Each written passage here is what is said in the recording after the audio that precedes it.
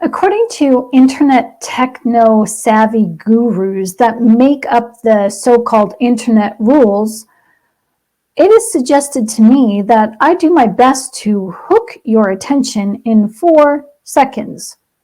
Oh wait, that was yesterday. Today it's now 3 seconds.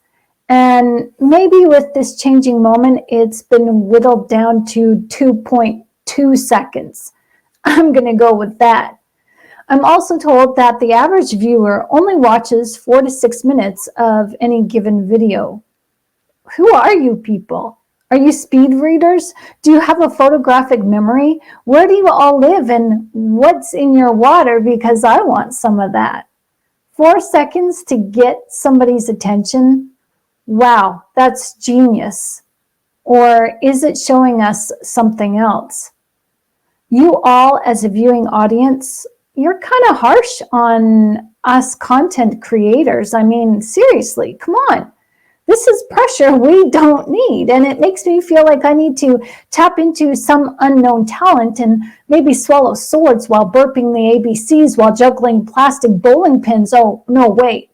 Let's make that bowling balls while balancing on my unicycle while balancing a book on the top of my head while walking the dog and taking out the cat. You all got to slow down your roll. Please, do it right now.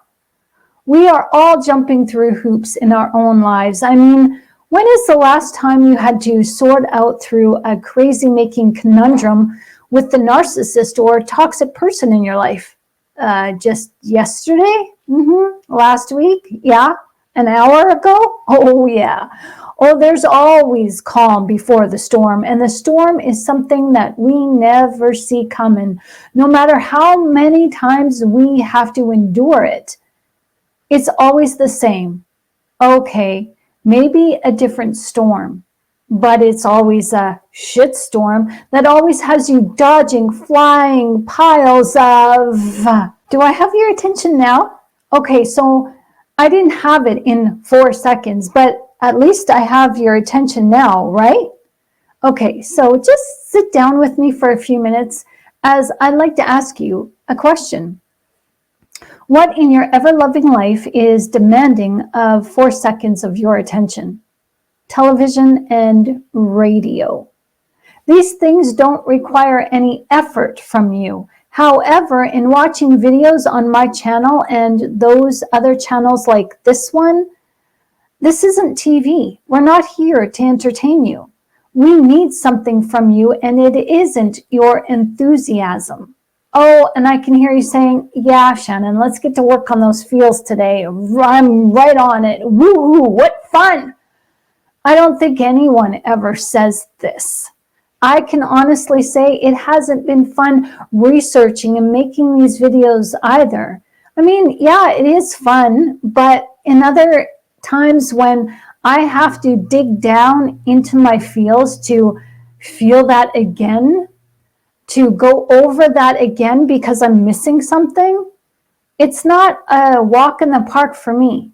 And I realized something about doing these videos. In doing these videos for you, that has actually helped me. So I keep these online as a way to give back to you, as a way to say thank you. Because in truth, these videos and this content that I create for you isn't just for me or for you. It's for all of us as we're creating a community, as it's my goal to see you whole and healthy. Your motive to become emotionally healthy is personal to you. I get that. And let's face it, the internet has no freaking clue when it comes to dealing with emotional health and well-being. Seriously, how is watching the most popular videos on YouTube going to solve your financial or family or personal problems? How is watching cat videos, meow, ever going to help you nurture the child inside of you that needs tender, loving care? Okay, I know it's called pet therapy, and maybe I should be a little bit more specific.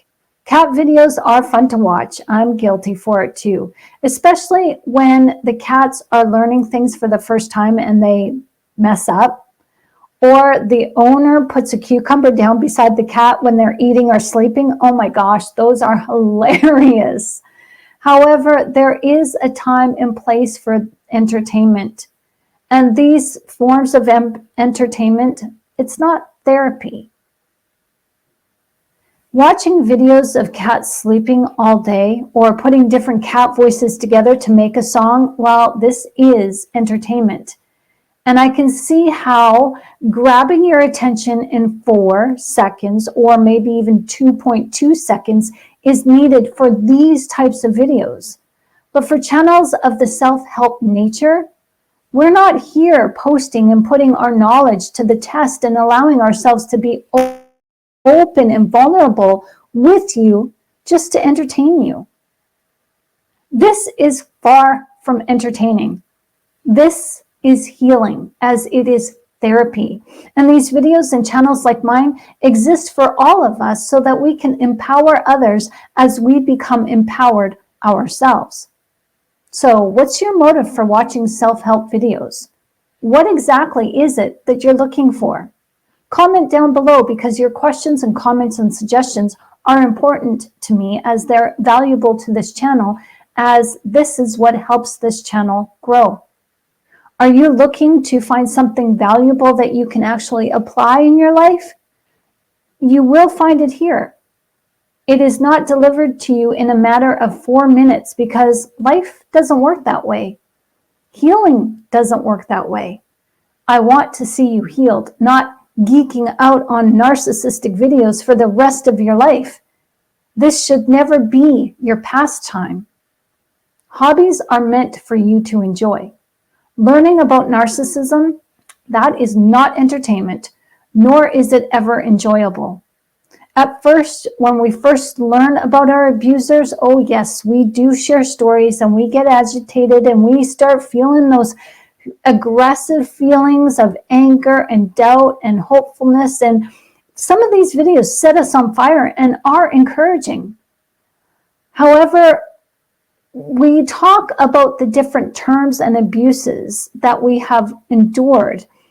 And this does help, but sometimes it turns into gossip, and gossiping gets old. Gossiping actually leads us into holding on to this hurt and pain, as it leads us to holding a grudge. Now, talking is a good thing, but we talk to let go of the emotions, to manage and lessen those triggers, to brainstorm of ways to better deal with our abusers. And we do this together. To shoot the breeze to say, my narcissist is as bad as your narcissist. Oh my gosh. This just keeps us stuck and makes our hearts bitter. Now, as a Christian, I've personally been taught that psychology is evil. I've been taught that it's a sin to delve into the psyche. It's evil to take a look at one's ego. We should just listen to the Bible and just forget about the past. Okay, that may work for someone. That may work for someone who isn't traumatized, but for those of us who have been, trauma is all we know. Our subconscious is rooted in it, and we can't let go of it even if we wanted to. And believe you me, we do want to. We try to forget the past ever existed. But those emotional fears of the past, they leak out in other areas of our lives. They affect our relationships with friends and family, significant others, even our own children. Forgetting the past affects how you conduct yourself in school, at work, at home, even at play. You can't even parent correctly. You are triggered so very easily, and you become moody, and you have behavioral problems that maybe you don't even want to admit. But it's only when you begin to face those feelings of the trauma of the past and look at yourself, your ego in the mirror. This is when the healing begins. When you begin to implement the teachings of Jesus with an open and healing heart, then life begins to change for the better. Psychology is not a bad thing. it's a good start. It's not the end-all be-all. The psychology of narcissism helps us to understand the Bible a little bit better. When we read subjects and topics of sin, unrighteous living and righteousness, salvation and justification, learning about our trauma and what makes people tick helps us to understand the perspective and the heart and mind of mankind individually and as a whole, as our hearts are set within an inherent human nature. The truth is, when you look at the world today and stand the world up against the life and times of the biblical era, love has all been but lost today, as people thrived and flourished back then in love. Okay, yes, there were wars and battles and squabbles among brethren.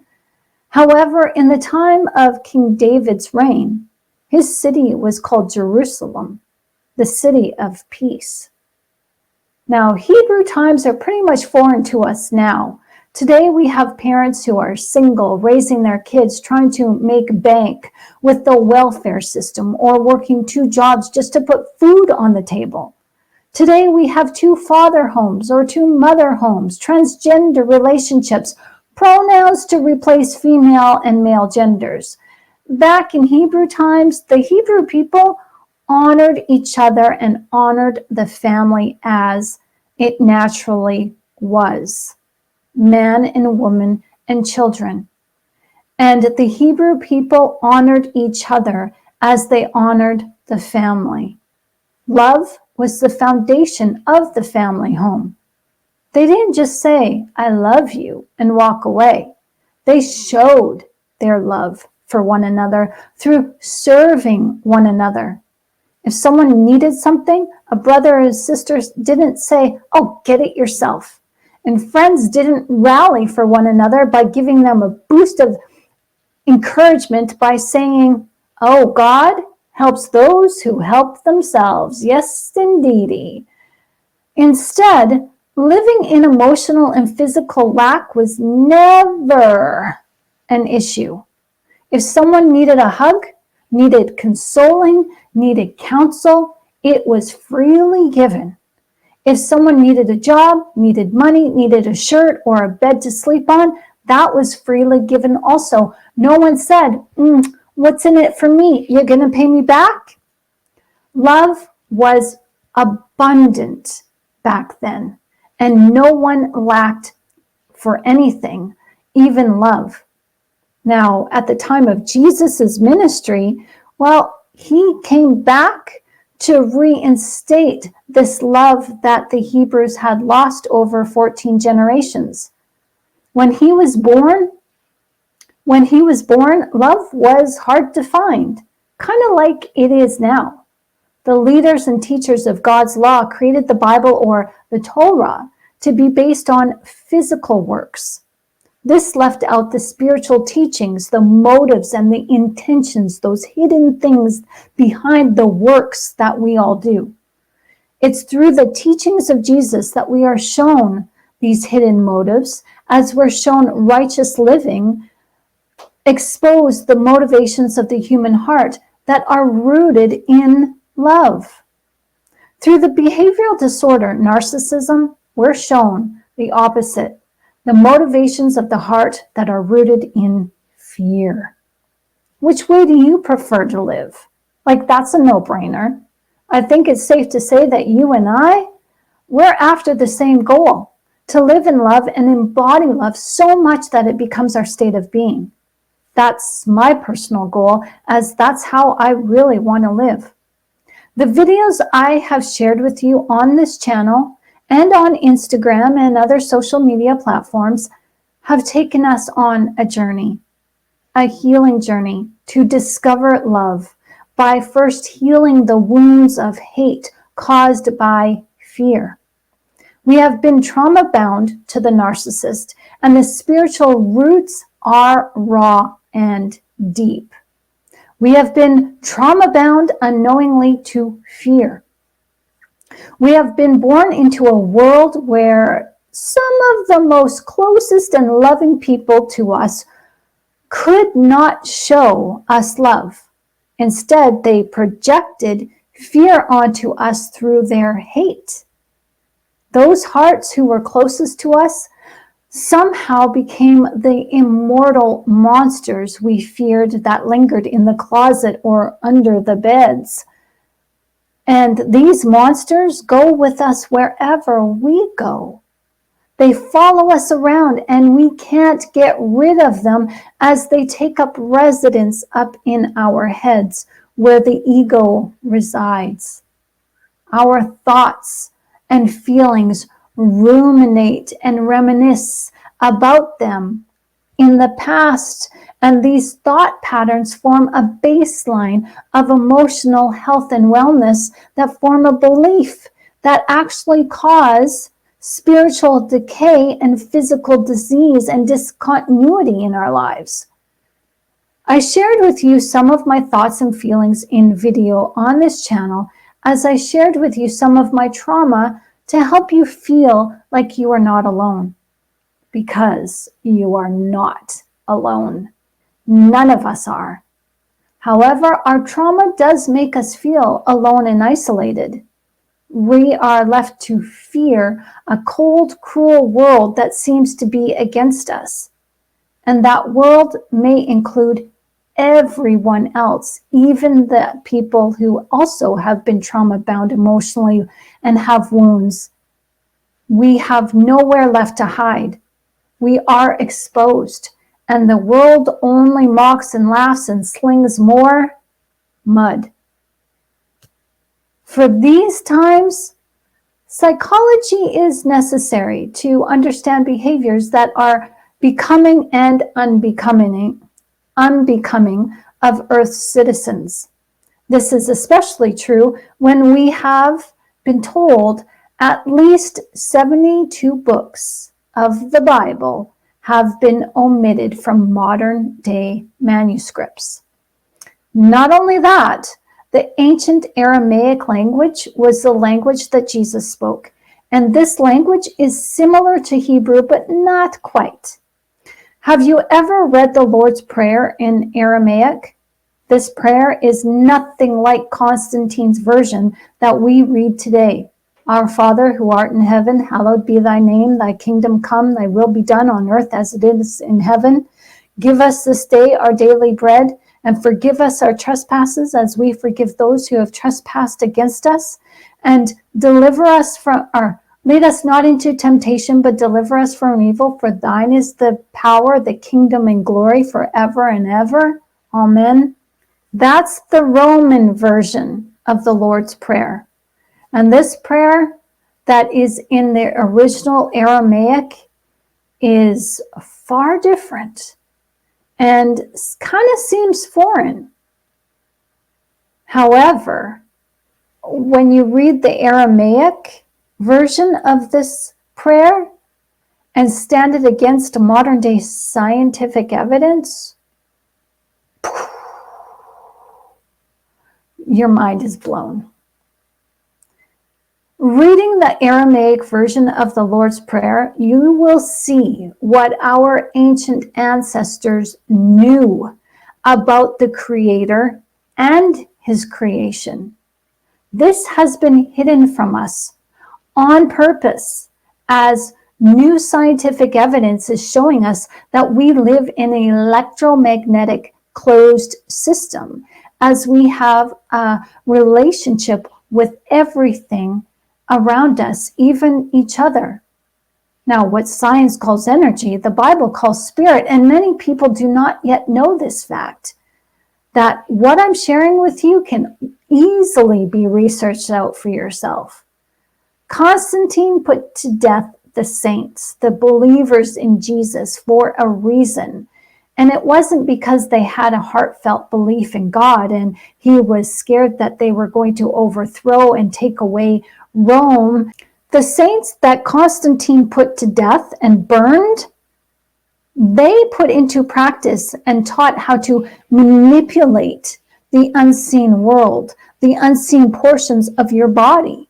your spiritual natures and then spiritual natures all around you. They performed signs and miracles as Jesus did. And this is what the Roman emperor feared. He was terrified of the Christians, because if he allowed the Hebrews to prevail, his kingdom would be left in ruin.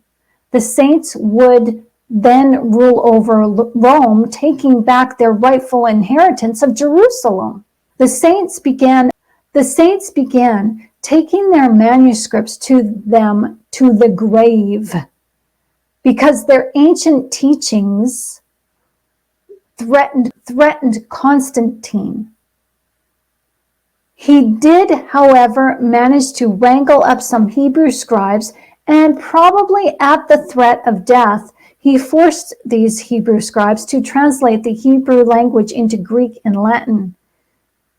Along with deliberately taking out 72 books of the original Bible and omitting specific words and phrases and replacing words and phrases on purpose with foreign words and phrases, Constantine formed a new religion, Christianity. Now, wait a minute. I'm not knocking the Word of God or our Bible. We still have a belief in God through Jesus Christ. That has never changed. However, we have been prevented from knowing Jesus as he totally is in divine design, as our Creator, Savior, and as a man who followed the will of God while retaining his divinity in the flesh. The more you investigate the Bible, and the more you investigate human nature, the more you see how narcissism is at the root of all kinds of evil, as narcissism is rooted in fear. It's rooted in control, and it's rooted in a loveless nature that pits man against man and man against their Creator. So finding your path in life is not easy. It's my hope that this channel makes your journey a little bit easier. I don't want to get your attention by grandstanding, dancing, and doing something so shocking that you can't look away. I want you to heal. That's important for all of us. And I want you to know what you can about yourself and your spirituality that keeps you searching for more as you take notes from perhaps these videos or other ones you find on the internet. If you don't want to watch my videos, here's a little hidden gem. Click the little icon and view the transcript. Copy and paste it to your WordPad and read the transcript when you can. Now, if this is something that you actually do put into practice, please be sure to come back to give my video a like or a thumbs up, because your feedback is always welcome. It helps this channel grow. Biblical insights, psychology, and quantum science can be utilized together to help you on your journey of recovery. Learning about narcissism is for you, as this life is all about you. It's not about the narcissist. Our knowledge we gain through experience is not to heal them, it's to heal us and each other. But we can't do the healing work in 4 minutes, my friends. Healing is ugly, and it's not going to grab your attention in 2.2 seconds. Our lives are not centered around a techno bubble that we have to be governed by algorithms and baby step our feelings. There's actually certain words we cannot say online, and that only dismisses the issue. It doesn't diminish it in your life. For example, the talk of suicide is still suicide if we even can't talk about it. Depressive thoughts are still there. And I'm not going to go bringing it to your attention by drawing your attention to my videos by showboating and grandstanding the emotional pains just so that you'll stay and watch. This isn't about me. The narcissist does have to be held accountable for the trauma that they cause. And how we hold them accountable is by allowing ourselves to find hope, help, and restoration within a community of healing.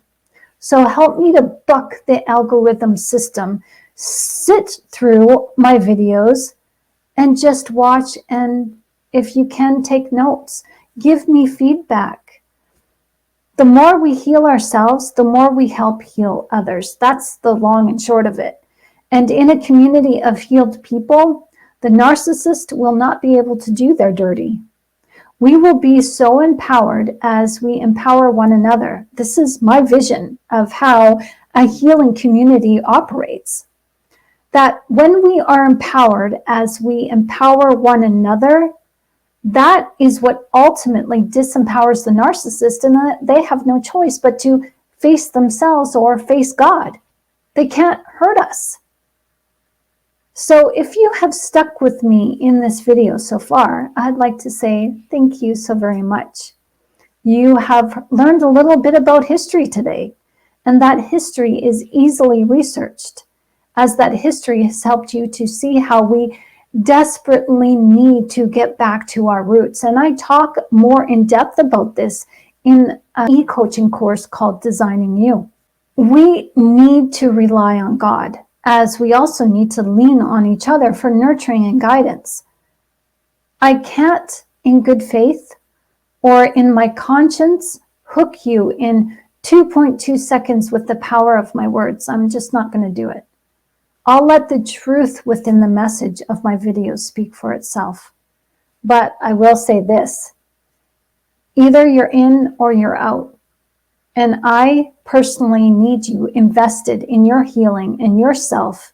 I need you invested all the way in. I cannot do this on my own. I'm not here for shits and giggles. I'm here for you. When is the last time that you've noticed a handful of people willing to research and work on themselves and expose themselves to you just to help you? That's love. I share my story with you to help you navigate your troublesome situations in your life. I share with you to help you feel like you are not alone. If you want me to listen to you, I'm here for you. Share with me. You're welcome to comment down below, scoop me off an email, but I do want to remind you of this. Communication goes both ways. You want me to listen? Then please listen to me through sitting through these videos. I'm not here to listen to my voice. I'm here to listen to yours. So listen to more than 4 minutes of video, yeah? These videos, they take days, if not weeks, to produce, coming up with a storyline based on research and tapping into memory. Those dark memories we sometimes would rather just forget than to add substance and realism to a video. Then there's writing out a script, rehearsing and memorizing. Then there's making the video, and this doesn't happen in an hour. Sometimes it takes all day to shoot just one video. Then there's the post-production, the editing, the retakes, the sound quality, if need be. Content creators deserve more than 4 minutes of our time. And you owe it to yourself, giving our videos more than 4 minutes, because the takeaway for you is often in the middle or at the end of the video. It's invaluable insight and leads you on a path worth finding, which is yourself. You don't have to take my help. You're not going to hurt my feelings. You're not going to offend me. But what offends me is that the technology that we use, that we have become dependent on, is trying to dictate human nature to us and trying to force us into believing how we should emotionally stay vacant and be instead lured by our eyes. God's got something to say about that, as God created us to feel. God created us to express our emotions, and God created us to feel love and to nurture others and to be nurtured by those whom we nurture. At the end of the day, Watching cat videos will not help you heal from your trauma. And at the end of the day, or at the end of your life, all those videos you watch to entertain yourself and buy yourself some moments of sanity in your chaotic lifestyle, watching families play their video games or interacting with each other, as YouTube has now become a mini-me form of Big Brother, oh my gosh, those videos will not help you in healing of your trauma, and they're not going to help you get closer to God. What does not feed your soul does not feed you spiritually, my friends. And these videos, okay, they have their place if that is what catches your fancy. But these are called entertainment. They don't portray how you can heal your life in the here and now. Life is all about becoming a better human being. Those of you who believe in Jesus Christ, your value comes from him. By following his teachings, being kind to cats, or watching families give thousands of dollars away to the homeless as a way of thanking their subscribers for watching their YouTube videos, that isn't anything that serves to help heal you or bridge the gap between your life and your emotions. Videos for entertainment have their place, but it seems that those videos are deciding the rules for all videos. And that is what I'm actually calling out here.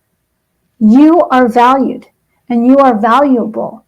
Your time is precious, as this is the time that we have been given to work out our healing now, today. Are you in? Either you're in or you're out. I'm all in. I'm all in for you, for me, for all of us. And let me just say this, we have to be all in because Jesus wants us to be all in. We can't be lukewarm. You want to be free from your narcissistic trauma? You want to stop entertaining people who could give a rip about you? You want to feel whole and complete? You want your health back? You want your peace of mind back? You want to feel close to God as you want to know yourself? Then, oh, honey, let's chat. Tell me what kinds of questions you want answered on this YouTube channel. Share with me your stories in comment or in a personal email. All confidentiality is assured. Let's talk and figure this out together, heart to heart and soul to soul, because I'm here for you. Take advantage of that, because we never know when our time is to go home. As when it is our time to go, we will be then reunited to our Hebrew heritage. It's kind of important to get to know where we came from and how to live as a citizen of heaven on earth, full of love and courage and kindness. It's about living that heritage on earth as we get back to our roots, living in love as love shines the light of Jesus, as our ultimate goal is to become the state of being of love. This is what heals the earth. So let's for now just concentrate on making the best of this world by taking it one day at a time and make this day lovingly great together. Blessings.